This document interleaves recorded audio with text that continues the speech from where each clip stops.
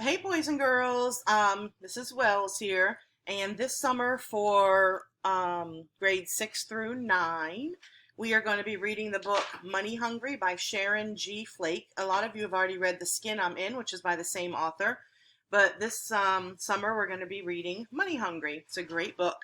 And how this is going to work is you guys are going to have this slideshow, the one right here. It'll say Money Hungry by Sharon G. Flake, and you guys will be able to type right into it. So, for example, let me hit present right here. Hopefully you can still hear me in the background. So, where it says Money Hungry's chapter 1 and 2, it'll say chapter 1 before reading, preview the chapter 1 vocabulary, which is on slides 3 and 4.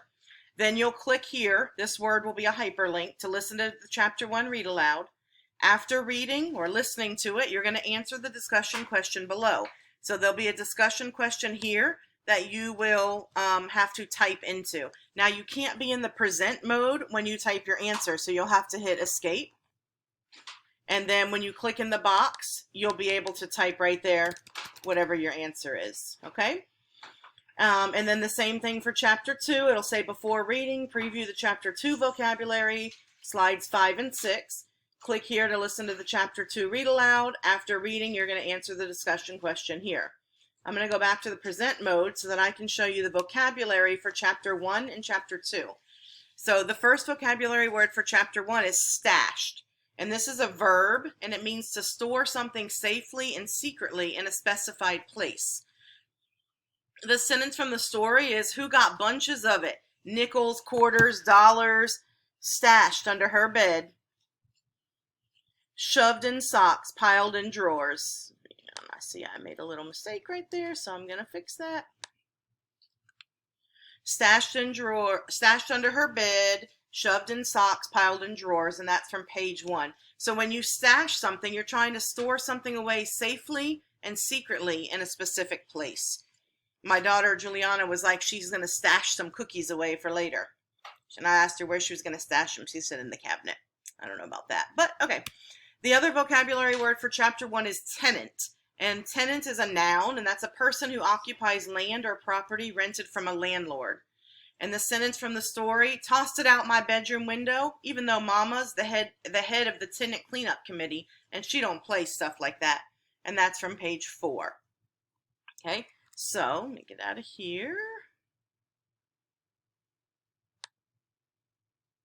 All right, so now we're going to go ahead. I'm going to read to you chapter 1 from Money Hungry by Sharon G. Flake.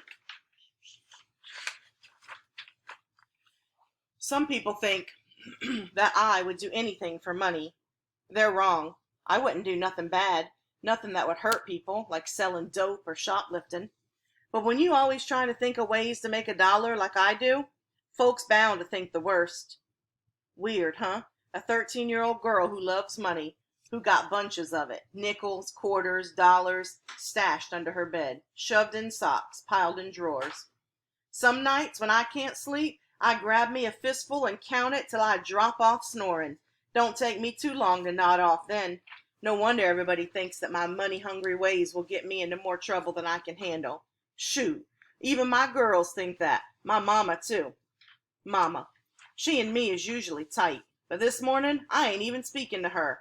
Yesterday, I seen her getting out of that Lexus, kissing Dr. Mitchell, my girlfriend's divorced dad, on the cheek, laughing like he was so funny.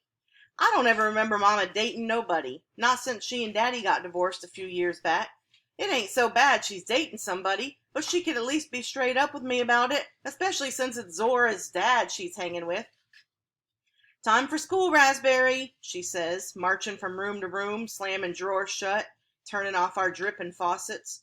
I'm in the bathroom rubbing pimple cream on my face, hoping it'll make this Zip family sitting right here on my chin go away before school starts this morning. When I get to the kitchen, bacon's popping around in the pan. It's Valentine's Day, and Mama's got heart-shaped cinnamon pancakes lying on a pretty red and white plate on the table. I tell Mama to hurry up. I gotta make me some money today.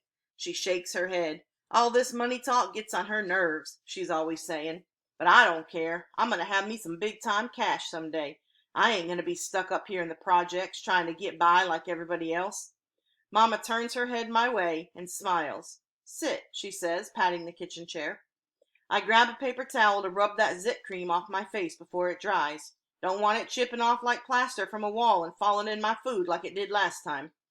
Eat, Mama says, putting 5 pieces of bacon on my plate and setting down a bowl of warm syrup. She's on another diet, so all she's eating is dry toast. Mama don't even realize I ain't speaking to her. She's going on and on about the table. How pretty it looks. It got a white plastic tablecloth on it with pink candy hearts sprinkled from end to end. There's also a homemade card sitting there waiting for me to read. I had a Valentine's card for Mama too, until last night when I seen her with Dr. Mitchell. After that I ripped that thing into 1,000 tiny pieces, tossed it out my bedroom window, even though Mama's the head of the tenant cleanup committee and she don't play stuff like that. So that's the end of chapter 1. Y'all got to meet Raspberry and a little bit of her mom. So what you're going to do is after you've listened to this, you're going to go back to I think it's slide number 2, and you're going to answer the discussion question that I will have posted there about chapter 1. Okay, well. Bye-bye, everybody. See you soon for chapter 2.